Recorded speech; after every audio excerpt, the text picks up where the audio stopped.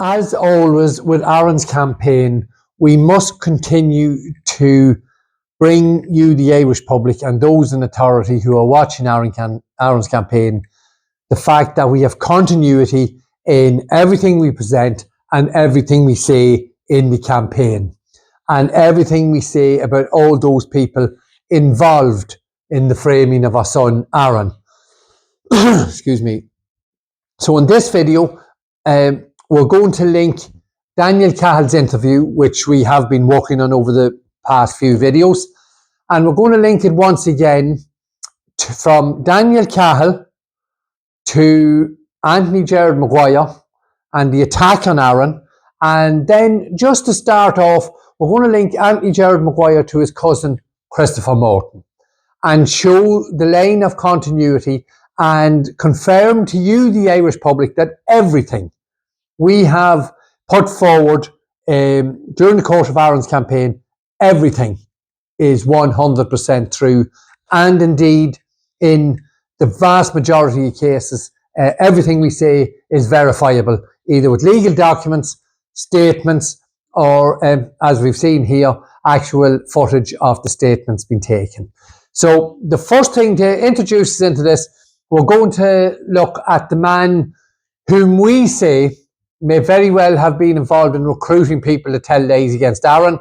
And we're going to show you a little clip of how disgusting Pat Marry and Bobby Ogle are in their line of duty when they break all laws and all moral codes for any half-decent police force. So let's have a quick look at this 1 minute clip.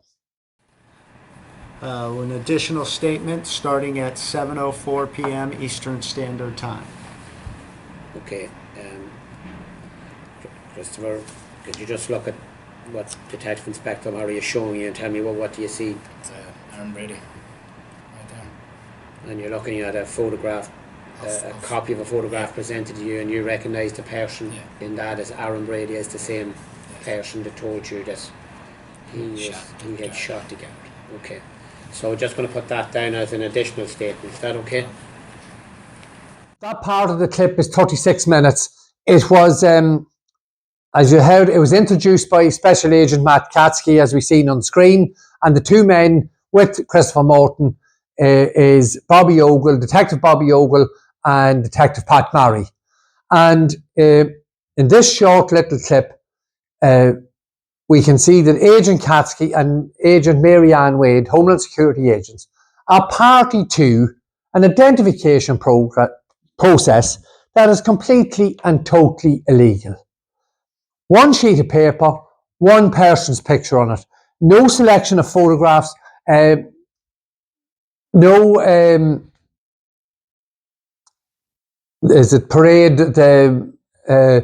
identification parade, nothing, no selection of photographs for Morton to look at, just simply a sheet of paper.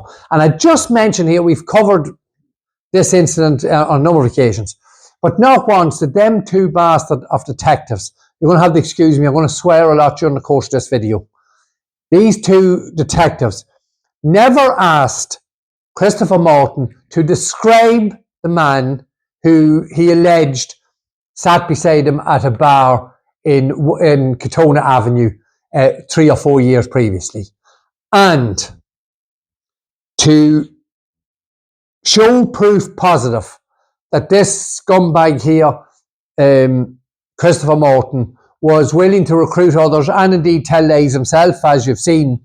And his story about the interaction he allegedly had with Aaron Brady in the Tombstone Bar after a wedding, we know 100%, 1,000,000% is false, because Aaron was not in the bar that night, but Aaron's sister Lorraine was in the bar that night. Many of you would have seen the video Lorraine created explaining that she was there that night, and that scumbag Christopher Morton is a complete and total liar.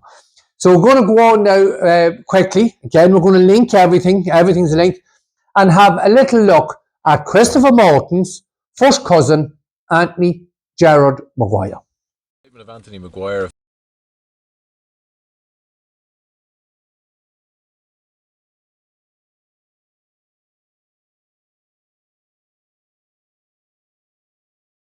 11th of October 1990, taken on the 1st of December 2017 at the above address by Mark Phillips, Detective Sergeant, GMVCI, and Detective Guard Jim McGovern, GMVCI, and I hereby declare that the statement is true to the best of my knowledge and belief, and that I make it knowing that if it is intended in evidence, I will be liable to prosecution.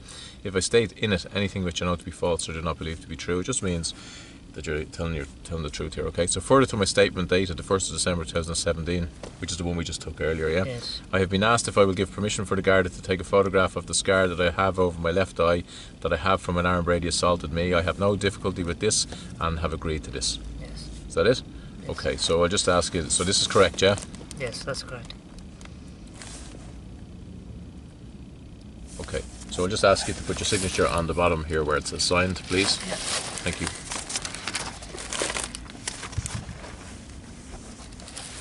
That's fine. I'll just sign it.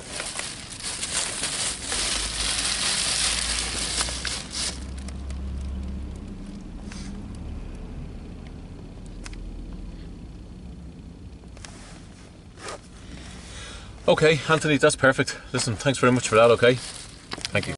This is where Mark Phillips and Detective Jim McGovern, again, it's an afterthought after getting the initial lays of a statement of this man, that to come back to get a photograph of a cut over his eye, which he said Aaron Brady caused. Now, we have covered this on numerous occasions, and yes, very important to understand this. Yes, Aaron Brady did cut over this man's eye. Now, his story was a ridiculous story that he was standing in the bar on St. Patrick's Day, he was drinking water, and he overheard someone saying, have you got what it takes to kill someone? And there was some sort of an altercation outside, and Aaron Brady hit him. Nothing could be further from the truth. This man here, Anthony Gerard McGuire, along with these three other people, Daniel Cahill, Aidan O'Kieran, and Davy Cushion, these four men attacked Aaron in Aaron's apartment on 28th First Street, just off McLean Avenue in Woodlawn, New York. And they stole Aaron's phone the night they attacked him and beat him. Aaron went to Daniel Cahill's home or apartment. Anthony Gerard McGuire was there, said something smart to Aaron, and Aaron hit him and cut his eye. That is exactly what happened. And we've covered that, and when we go into Cahill's testimony, you will be able to see that Cahill tells lies about this event. Okay? So, another very important thing here, we have this fella here, Anthony Gerard McGuire. There's no mention anywhere in the books of evidence that Anthony Gerard McGuire and Christopher Morton are first cousins. No mention whatsoever. Only we investigated that and found that out. Would never have been disclosed.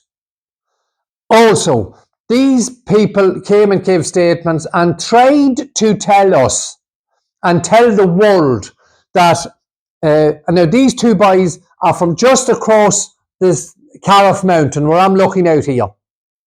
Just across the mountain they're from, and allegedly this man from Crossmaglen, whom they know, came to them and in some way told them, I'm the man that shot the guard. And these two bastards wanted us to believe that they never told each other. They never told their partners, they never told their friends, they never told their family. That this wonderful or amazing piece of information was told to them. So can you imagine any of the member of the public out there, if someone came to you this afternoon, tomorrow morning, tomorrow evening, tomorrow night, and said, I shot a policeman in Newry, and you, or wherever your hometown is, now let's imagine this isn't a far away thing for these people. This is right on their doorstep. And someone said this to you, would you not say that during the course of a conversation? Of course you would, because they're lying bastards. Two first cousins, never disclosed. And I'll say once again, we do believe that that fella, Christopher Morton, was foremost in trying to recruit people to get a share of or a full $100,000 and or a green card to give false statements against Aaron. And of course, I popped it up on the screen there. Gerard McGuire had absconded from Aaron. He's a dirty drug dealer who absconded and left his partner and child or children behind him and went off and made a new life in America. Because he was caught with £30,000 worth of cash, £30,000 worth of cocaine, ammunition and marijuana. So that's the sort of scum we are dealing with here.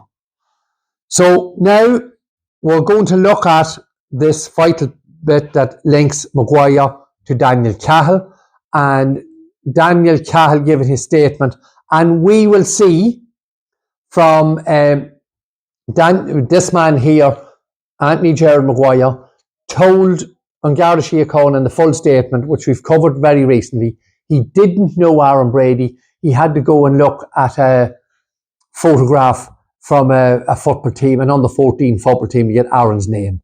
So the next series of little clips we're going to look at is Daniel Cahill's interview being taken by Detective Paul Gill, who tries to influence Daniel Cahill's statement.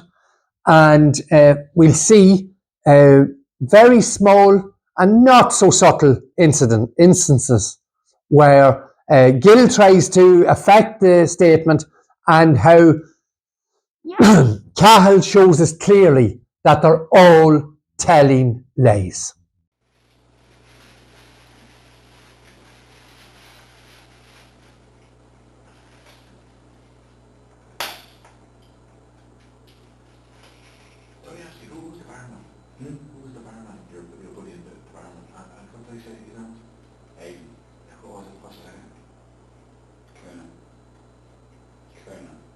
Kieran.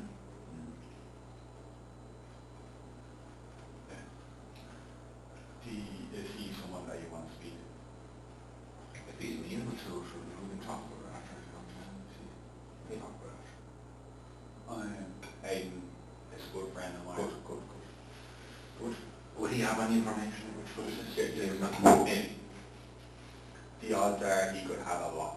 Right. Yeah. You know, yeah. He's immune to things before we talk about. Listen, we want to deal with you here and now.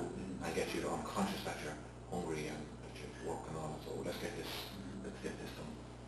That first little 1 minute clip, we're building the scenario where we're showing you that Daniel Cahill is talking about his good friend Aidan Kiernan, and he says Aidan was he's the one you want to speak to. Aidan is a good friend of mine. I would like to know, Aidan Kiernan, did these people on Garda Síochána approach you to give a statement against Aaron Brady? Now, Aidan Kiernan was part of the four-man gang that attacked Aaron, and indeed, the attack was based on a story told by another gentleman that involved Aidan Kiernan's then girlfriend.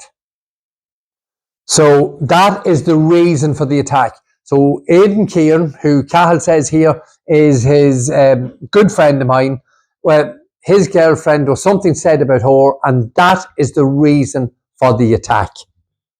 And again, Mr. Kiernan would be more than happy to know. I can't find any contact with you anywhere in the book of evidence, not, but so much stuff has been withheld from us. If you feel necessary to come forward, please do, and ask and let us know if you were offered inducements or if you were threatened to give a statement against Aaron. But you might have been a little bit too close to the bone because of the attack, because of your girlfriend, and because that would link Cahill to you, to Aaron. Yes? It's a tangled web we weave, but I hope people can get a little grasp of it. He also says in that little clip, Gill asks him, would he have any information that would assist us? He would have a lot. So Cahill saying, my friend Aidan Kiernan would have a lot of information. And Gill says, all right, we'll talk about that later. Yes, we're here to deal with you.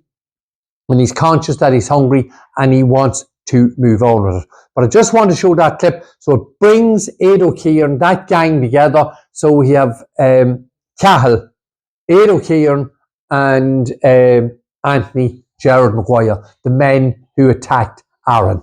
So we're going to move on now to the next little clip. Can you recall any other incidents where there was fights or altercations or situations where this information in relation to the murder of a gardener was disclosed? I remember one time there was a fight between Anthony and a lad from Northern Ireland who would be, I'm not particularly friends with him, but him and Aaron Brady knew each other from home. Okay, so who's he? Anthony. From Northern Ireland then? Yeah, he's from Northern Ireland. I could easily guess his last name, but off the top of my head I don't know. Can you describe him for him? Yeah, he is skinny enough lad. In this little clip, again, you can see where Paul Gill is going, and unfortunately, the same as the shotgun attempt for Cahill, he just doesn't pick up on this one so well either. Gill says, so have you any recall of any other instance where there was fights, collisions or situations where this information in the relation of the murder of the guard was disclosed? So Cahill, Gill is looking to steer Cahill towards this story. But then, again, this is very important to remember. I remember one time there was a fight between Anthony, a lad from Northern Ireland, who would be, I'm not particularly friends with him. I think the lady does protest too much. He got in very quick with that. But please keep that in your mind, because we're going to see another little clip very shortly, which makes this claim by Cahill very dubious. There's another bit here on this clip here, I think. Yeah. Again, as I've always said, each and every clip and video we bring proves what we said previously or claims we've made earlier. We made claims earlier that Anthony Gerard McGuire did know Aaron Brady from back here in Ireland, and that he told lies when he was given a statement. And we've shown you that he didn't know Aaron Brady. He had to look at pictures of an under-14 team. Cahill tells us, but him and Aaron had known each other from home. Okay, so who is he? Anthony from Northern Ireland. Yeah, and Cahill says he's from Northern Ireland. I could get his last name, but off the top of my head, I don't know. We're not so sure that Cahill doesn't know, but, well, we know he does know. But it's important to keep these little bits just in mind, and then you'll see how when you're telling lies continually, the lies start to blossom, and they can be seen. They can't be hidden. So on to the next little clip. He has dark hair and has a construction company. So there was an altercation. Tell us about this altercation. What exactly happened? What happened?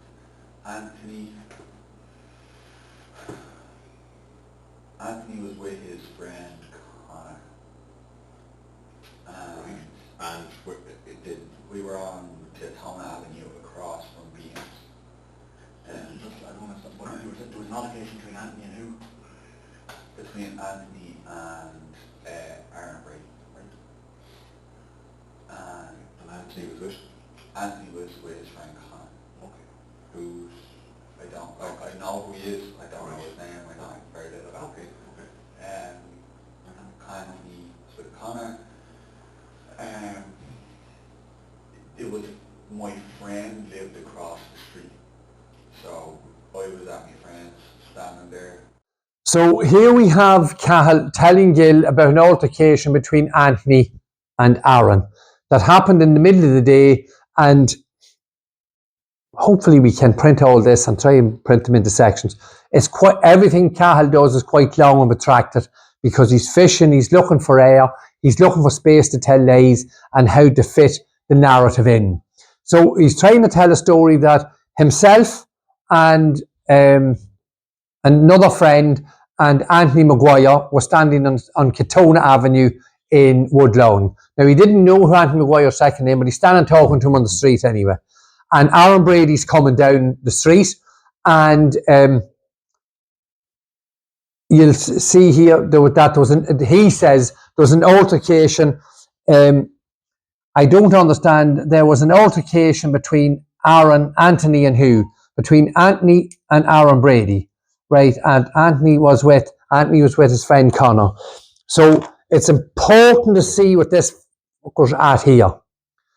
Cahill is trying to take the situation where Aaron did hit Anthony Maguire when they stole his phone and beat him to a pulp in his apartment.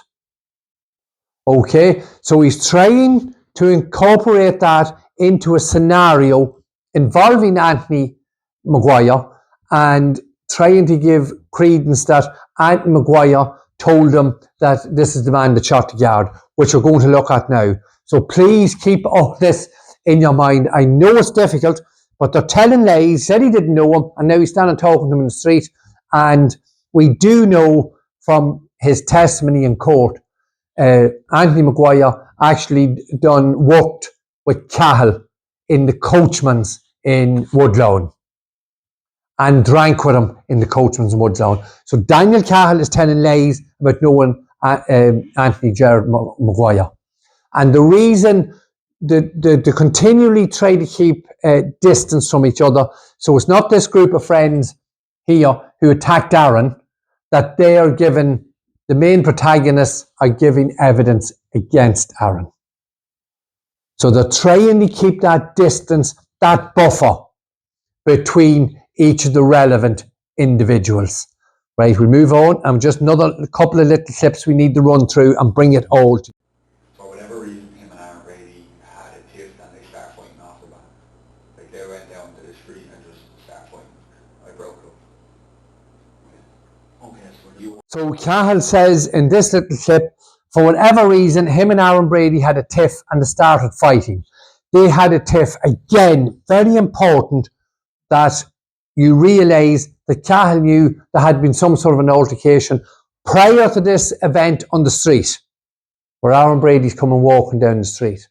They had a tiff prior. So that is what I'm saying. They're trying to interlock that attack on Aaron and use it as some sort of substance to their lies. And again, Cahill says they started fighting on the street and he broke it up. But the important takeaway point from this is, Cahill says this a number of times during the course of the interview, and it says very protracted. But we will continue to break them down and we'll bring all these individual points eventually to you, the public. But two detectives are sitting in front of Cahill. Cahill tells them on at least 3 or 4 occasions they had a tiff, they had a fight, they had an argument, that there was something between them. Gill never asks. Never asks. Well, what fight? Did Anthony Maguire tell you what altercation he had with Aaron Brady? Did Anthony Maguire say what it was about? No. Never asked, because as you watch the whole statement and we come to the end, you'll be able to see Gill looking at his notes to the right. And again, you can see that he has the curated and narrated story in his pad beside him. So again, another vital bit of information. And when everything is scrutinised, if this was all kosher and this was all the truth, these glaring omissions, holes and lies would not be there for all to see. So just a look at a couple more little clips. There has been an issue between them. You said someone was walking in the street. Aaron Brady, yeah, came. Again, very simply, I'm just reiterating what I said. I came across that little clip. There had been issues between them. The detectives, these wonderful detectives, Gill and Riley, don't interact and ask, what was that? Did Anthony speak about it? Anthony, whose name you didn't know. You knew he had altercations and issues with Aaron Brady. He had a tiff, he had a fight. There was something happening between them. And yes, the detectives never fucking asked. Now, I wouldn't mind Riley. He probably wouldn't have the foresight to see what's happening in front of him. But the other fella, Gill, had it all written down. And it's sickening when you see it happening and unfolding directly in front of you. And you can see what these dirty, rotten scumbags, all of them in the room, the three of them, are doing here. Next clip. And he was going on about how he didn't like Aaron and he knew him from home. And then he was going on about how he's dangerous and that he's known to be the guy who shot the guard. Cahill tells us here, Anthony was going on about how he didn't like Aaron and he knew him from home. And then he was going on about how dangerous he was and that he's known to be the guy that shot the guard in Ireland. So this man, Anthony, that Cahill didn't really know, he didn't know his name, tells us that Anthony had told him he knew this fella from Ireland, he was dangerous, he's the one that was known for shooting the guard. And yet, in Maguire's statement, he tells us he didn't know Aaron. Do you see, when a nest of vipers are telling lies, they will continuously get caught out. Next little clip. I think what you said there was that he said, tell us what that again. What Anthony said to me was that you know Aaron Brady, you know he's the guy who shot that cop in Ireland. And I was like, sure, I know that, he told me. Yeah, you know. So when you see the full clip of this, you can see that Gil is quite unhappy and unsettled about how bad Cahill is at telling the story. And he's asking him there, I think what you said there was that he said, just tell us about that again. What Anthony said to me was that, you know Aaron Brady, you know he's the guy who shot that cop in Ireland. And I said, sure, I know that, he told me. Okay, loads in that statement. Very telling. These three bastards said they told nobody. And here they are talking on the street about it.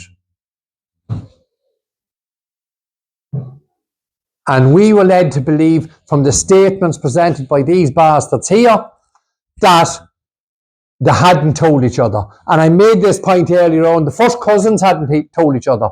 So Cahill said he never told anyone.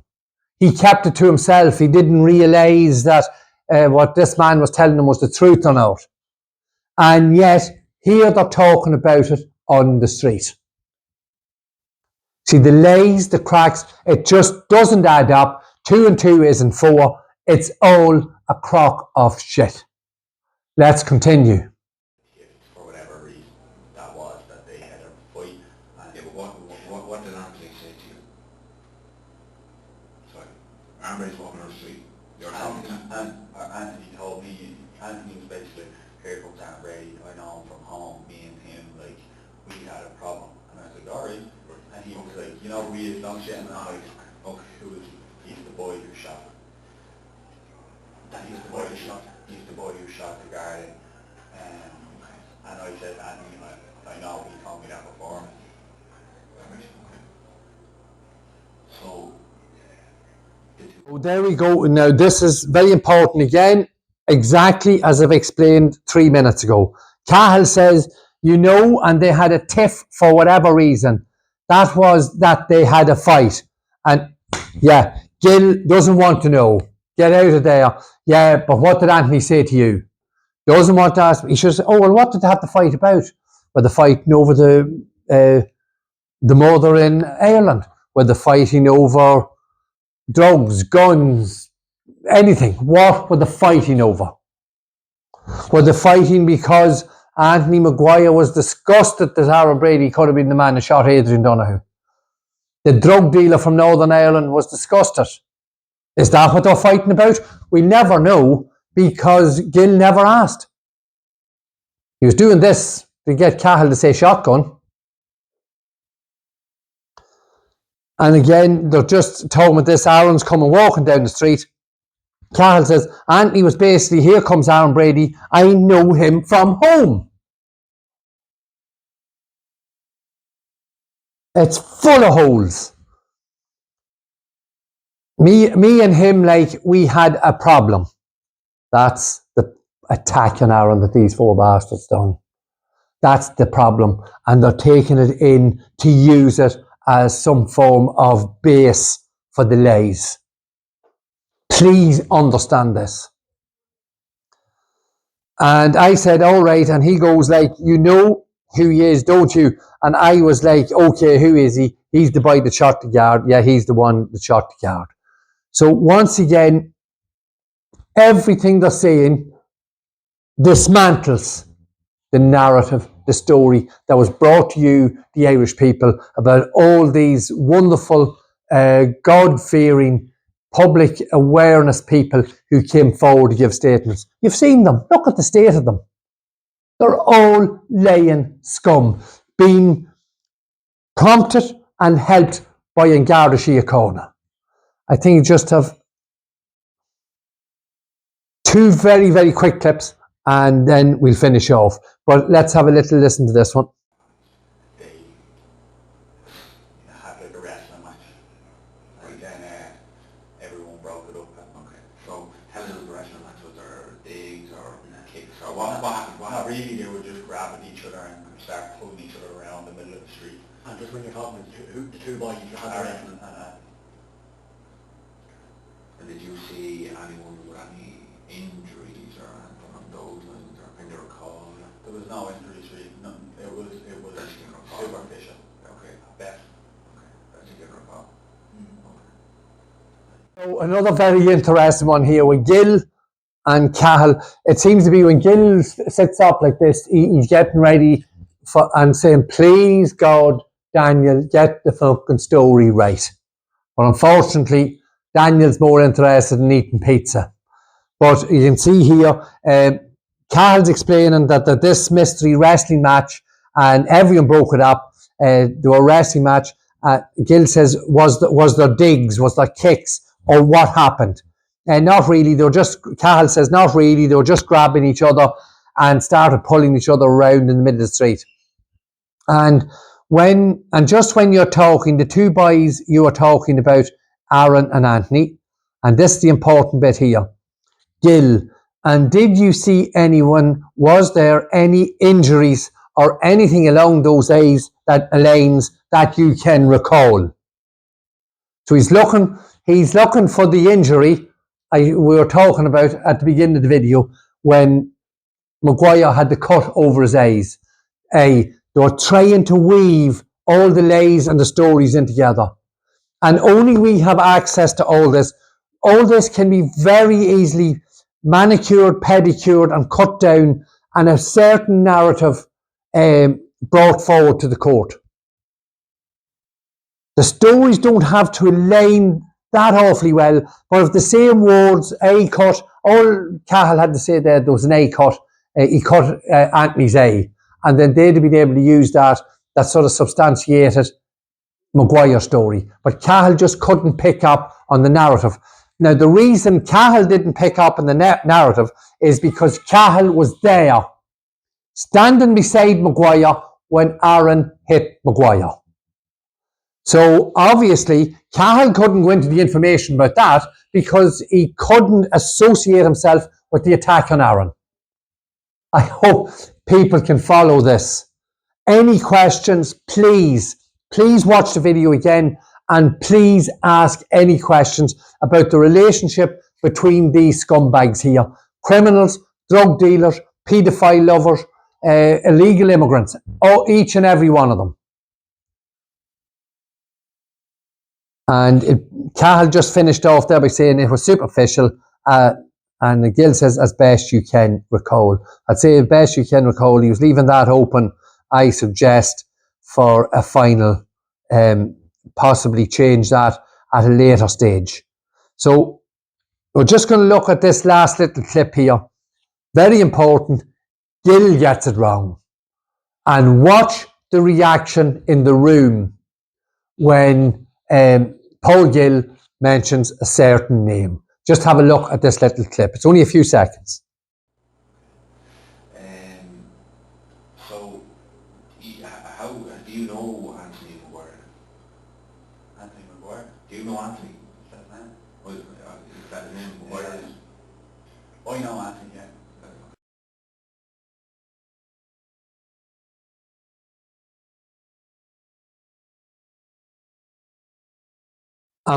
I will play that for you again. Watch the reaction in the room. Gill wasn't supposed to say Maguire. He's looking down, he's reading the script, sees Anthony Maguire, he reads the name Anthony Maguire, and without a shadow of a doubt, that wasn't supposed to happen. They were supposed to leave it sort of vague and not link Anthony Maguire directly with Daniel Cahill and Aidan Kiernan, who attacked Aaron in the room. Because that attack, which actually happened, and it did happen, and we will be looking into Daniel Cahill's denial of it in the next video, in his testimony. How he knew nothing about anything, and then all of a sudden he was brokering the return of Aaron's phone was stolen. And that's why Aaron, after they beat him, followed them down to Cahill's residence, Cahill's apartment, to get his work phone back. And that is when Aaron hit Anthony Gerard Maguire. And as we have shown, the story of the two men is total bullshit. They're totally at odds with each other. But I'm just going to show you that little clip again. Please watch the reaction in the room.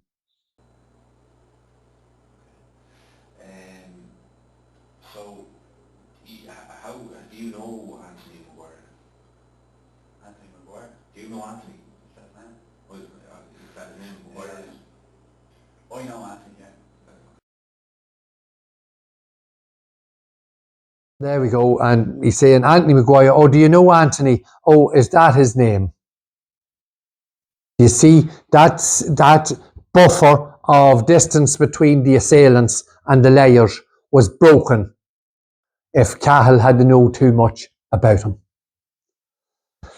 So I hope that gives you some idea of the scumbags these are, both An Garda Síochána and the three criminals, Morton, Maguire and Cahill, who told lies that help frame Aaron. And just to mention, we have good campaign supporter who's constantly in contact with us, Mr. Anonymous, and he asked, did Aaron go to the police about the attack? And of course he didn't. Aaron was illegal in New York at the time, and like anyone getting injured at work or something like that happening, indeed it was very prevalent, and that's what saved Cahill when Cahill and his friends attacked a group of people with a machete in Woodlawn. They couldn't go to the police because they were illegal. And Aaron couldn't go to the police because he was illegal. But, Mr. Anonymous, if you think that this, the truth about the attack, if you think there is anything wrong with that, if you think that narrative is wrong or the story is wrong, or anything about these four scumbags here that we said is wrong, I asking you to please go forward to your local Garda station, to your friends in the Garda station, and ask them to investigate the claims made by the Justice for Aaron Brady campaign, because the Justice for Aaron Brady campaign claims are 100% correct. And I have shown you in previous videos, and it was more than evident in those multiple short clips there this evening. The other bastards are liars. The despicable and disgusting behaviour of Pat Mary Bobby Ogle with the identification. Mark Phillips in the back of an SUV on the streets of Manhattan taking pictures of a man's eye. And then us showing clearly that Daniel Cahill and Anthony Maguire knew each other, tried to distance themselves from each other, and Cahill was telling lies about Maguire's statement, and each statement proved the other man a liar. And then as for, well, Dummy Riley's just writing down the statement, but as for the behaviour of Paul Gill, but Paul, when you're making up stories, you will make mistakes, and you have too much information of the narrative in your pad. So thank you to Mr. Anonymous. If you have any more questions, Mr. Anonymous, about these three gentlemen, or any queries about them, please let us know.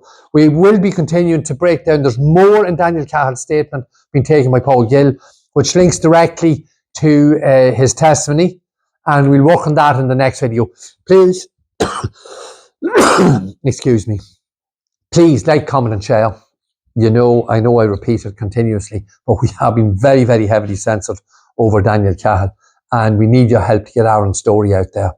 See you all in the next video, and take care. Please like, comment, share, and see you next time. Thank you.